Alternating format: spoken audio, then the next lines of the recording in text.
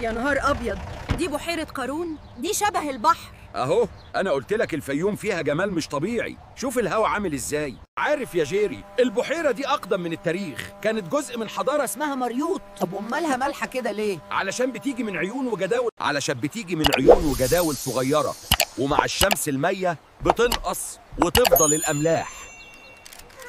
يلا بينا على الشلالات، نفسي أشوفها من زمان. يلا يا معلم.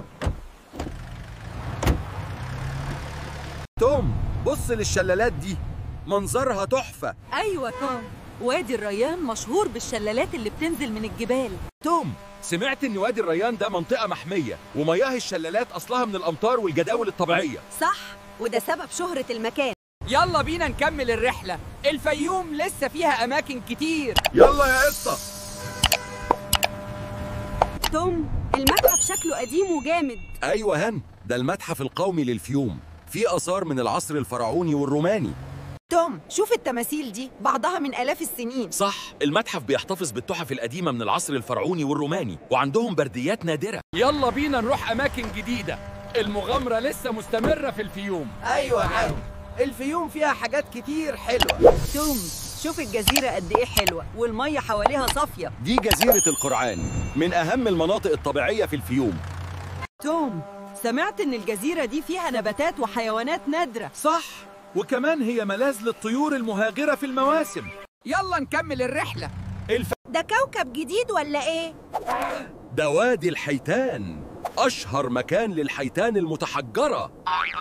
إزاي الحيتان كانت هنا؟ المكان ده كان بحر من 40 مليون سنة، وهنا أفضل هياكل حيتان كاملة في العالم. أول مرة أشوف حيتان في صحراء. يلا بينا على قرية تونس. قرية تونس معمولة للفخار والورش الفنية. فعلا، سمعت إن الفنانة السويسرية إيفلين هي اللي أسست المدرسة هنا. يلا بينا على قصر قارون، آخر محطة في الجولة. يلا، بس اوعى الفخار يتكسر يا توم. ايه ده يا توم؟ ده شكله قلعة. ده قصر قارون من العصر البطلمي، ومكان أثري كبير جدا. المكان ده كان معبد للإله سوبك زمان، مش قصر لحد اسمه قارون. يعني الاسم غلط؟ أيوة، المصريين زمان خلطوا الاسم مع قصة قارون اللي في التاريخ. الفيوم طلعت أعظم مما كنت متوقع. دايما الأوقات الحلوة بتخلص بسرعة.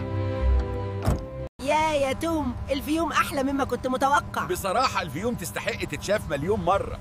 تنوروا في أي وقت، الفيوم منورة بيه. يلا يا جماعة، ما تنسوش تشتركوا في قناة بيبي وورلد، وكمان دوسوا لايك وشير للفيديو مع صحابكم.